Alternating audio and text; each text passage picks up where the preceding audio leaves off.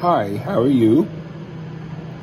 I'm kicking back and thinking I might as well talk a little bit about music and about what it is that influences people to write what they do and what type of music that they do.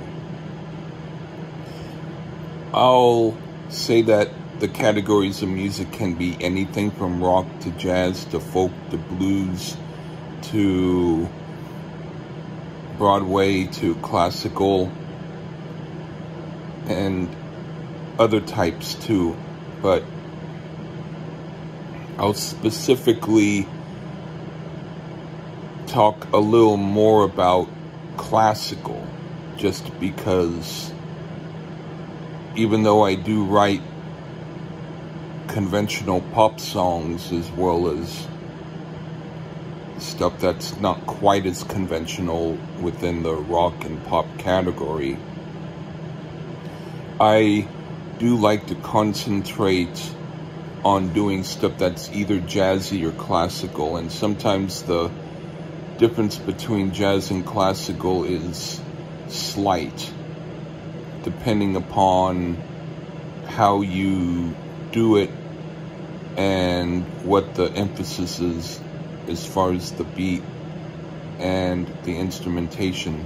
But for me, I find that I think it's really cool that there were composers who back in the day, they had to really work hard to write their stuff down on sheet music, and then they had printers to print that stuff. And it's interesting because nowadays we have the technology to print up music that we've written from apps, which is something that even about 5 years ago I would have never thought was possible. But now that I have been able to do a lot of improvisation and put my improvisations down on sheet music, I find that that's mostly how I have composed a lot of my newer songs. I might have an idea for the melody and for the chords, and if so, then that's what I'll do. But if I'm doing something where I sit down and I suddenly play whatever it is that I want to play without thinking a lot about it, then a lot of times that's going to be more improvised music. And then what I'll do sometimes is I'll divide a lot of the notes and the chords so that each note is for a different instrument, like maybe a string quartet or a symphony or a piano concerto or a trio of 3 different instruments. But when I do that, it's because even though I'm composing on the keyboard, I'm still imagining what it will be like when it's on the other instruments. But I would say that other than various composers who I might have been a little bit influenced by now and again in either rock or jazz or classical, I find that sometimes I'm more influenced now by a thing that happened or a situation that influenced me to want to write something. I might not write about that situation, but the situation gave me energy, so then I can think about writing something for it. So some of my titles might be an indication of what I was thinking of. I might not make a direct title, meaning it might not directly relate to what I was thinking of, but it hints at it somehow. Either that, or I might write something for someone, and if that person lets me know what type of stuff they like, then I can write it for them. And that can be an influence too, because even though I do like to write stuff so that I like it, I also like it when other people like it. And so I do write a variety of different types of things, some for me, some for other people. But the main thing now is I would like my work to be performed by professional musicians. And the thing that I still have to learn more of is articulations and markings and little symbols that tell the player how to play something, whether to play it fast and with a sharp edge, or whether to play it flowing and make it sound like a river or something. Because sometimes something might have like a harsh sound where each note is like ice, and then other times things can sound like a blur, like it's a whole bunch of notes combining into each other and making just one big blur of a sound. So it depends upon what type of sound I want in order to get what I want to do.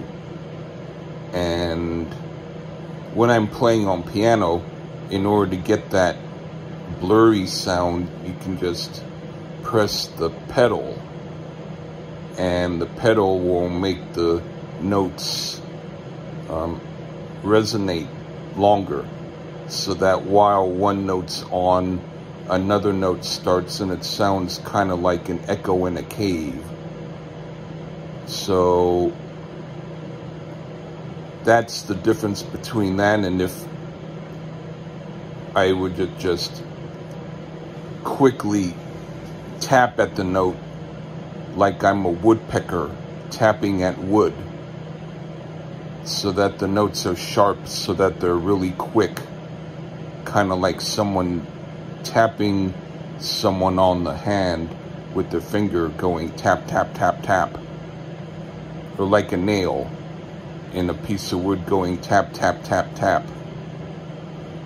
So those notes are considered to be like sharp, tacky notes, and that can be done by pressing the keyboard quickly and loud, so that you press it really quick and loud, and then that way it gives a really quick and loud note.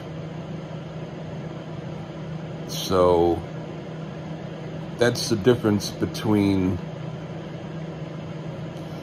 a sharp type of tack sort of note and a more blurry sound.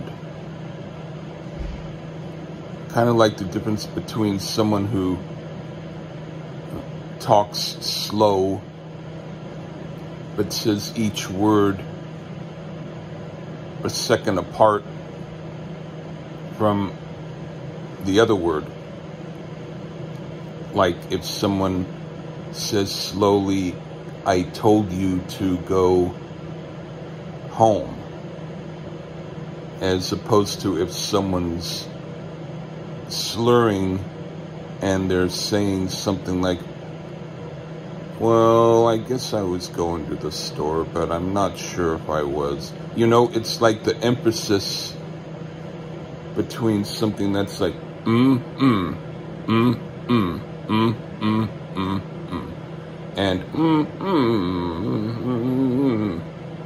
you know, so that has to do with feel, and that has to do with what sort of vibe do you want. Are you doing something so then that way you can relax and hear it? Or are you doing something so that you can pay attention and feel a little energized? So that's what markings and articulations can do. They can inform the player to play something in a certain way so that it sounds the way that the composer wants it to sound.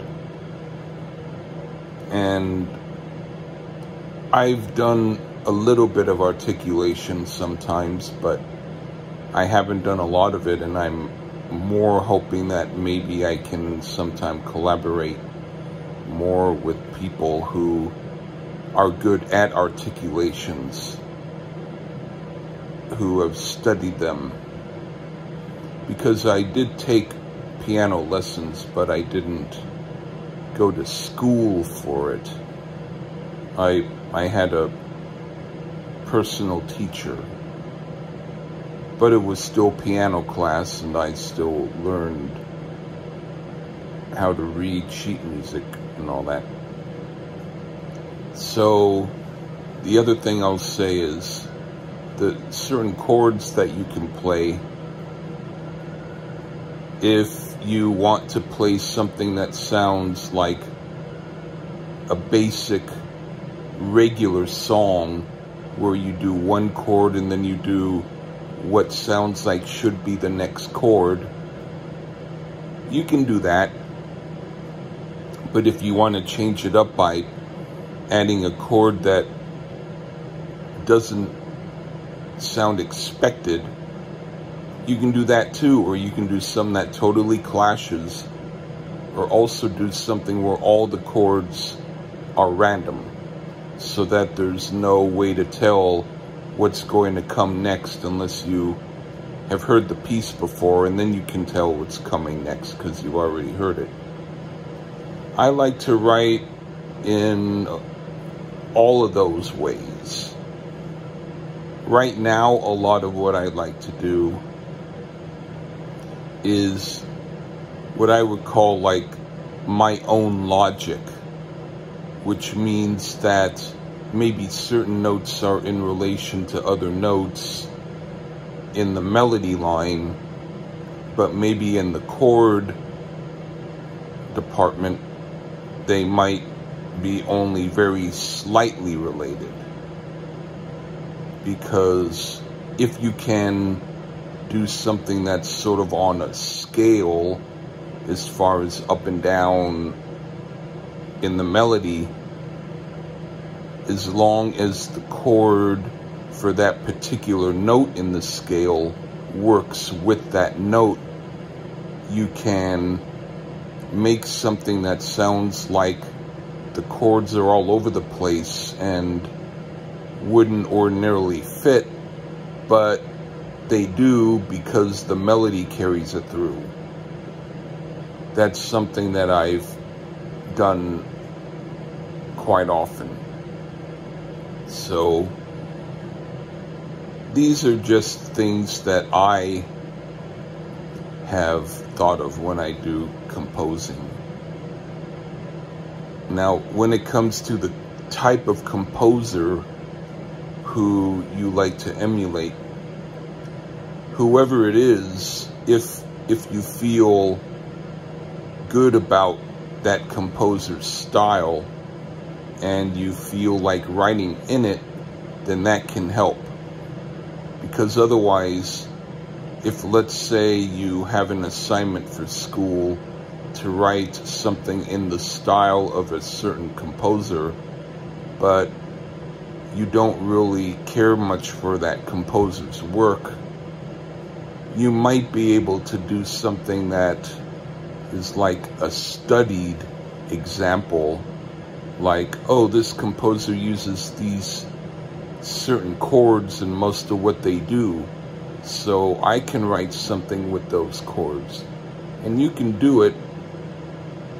Or if you like a composer's work and they have a certain field or what they do, you can do something in what you would think is their type of feeling. It doesn't mean that that would be what they would do, but it means that if you think that they might be able to do it, you can kind of act like you're pretending to be them while you write, and it will at least give you a song because you were thinking creatively. Other people might imitate a song or start to imitate a song because they like the chords, and they might write a parody, or they might write the same exact song except they might change the bass line a little bit, or whatever the case may be. And I'm not going to get into whether or not I think that's really legitimate writing or not. But what I will say is anything that you do that you feel is creative and it makes you feel like you've written your own piece, that's the thing that's important. So I haven't named any particular composers because I don't want to influence what you might decide to do. If I were to mention a certain composer and then you thought, oh, you'll check into that composer's work because I mentioned it, that might stop the flow of you thinking of a composer that you like. So I'm not going to mention them except to say that there are many different composers out there and there's a lot of sheet music of their work. And so if you want to look for something that they do, especially if there's a piece that they do that you like, then look at that and maybe play it. And then maybe do an improvisation on it, like you take what would be the basic theme that they do and then you add your own bit to it. And then from there you can continue by doing your own piece. So it's sort of like someone taking someone's recipe for something and then changing it up and then making it into a whole different dish. So there. I would have to say the main thing though is if you feel good and you feel like writing something, that's the best time to do it. Sometimes people write stuff because they feel they have to and it's giving them stress, and sometimes it can be a good piece, sometimes not. But overall, I would say, like, if it's a nice day and you're feeling relaxed and you feel like writing something, that's a good time to write it, because then you can feel the energy of how you felt when you wrote it, and if it's a good song, you'll like it. So I think I covered enough bases. I think that if you have any questions, you can ask me. But I would have to say overall, if you're asking me a question, you also ought to ask yourself the same question, because whatever it is that I can tell you would be based on my perception. But if you have a perception, then ask yourself something. If you wonder about something, ask yourself and then see how it goes. Okay, I decided to do this video on the spur of the moment because just like composing, I thought it would be fun to do. Okay, thank you for listening and I hope you enjoyed it. All right, take care. Bye.